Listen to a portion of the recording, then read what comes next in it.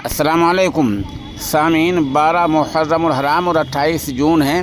ख़बर का उन्वान है फ़्रांस और सऊदी अरब में दो अलग अलग जहाज़ गिर पड़े हैं, हादसे का शिकार हो गए हैं और दोनों में 25 अफराद की मौत हो गई है।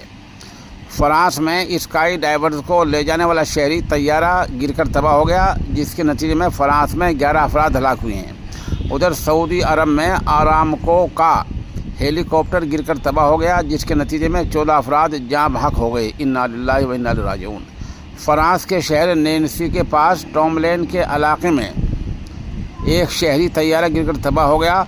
खबर रसा इदारे राइटर्स के मुताबिक हादसा वहाँ मकामी वक्त जो फ़्रांस का वक्त है वहाँ के 11 बजे के करीब पेश आया है।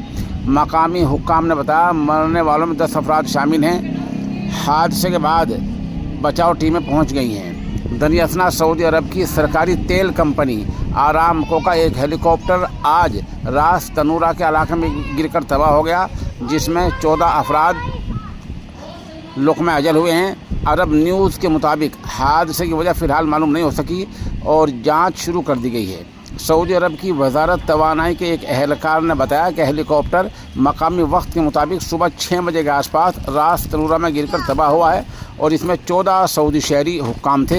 हादसे की वजह का भी पता नहीं चल पाया है।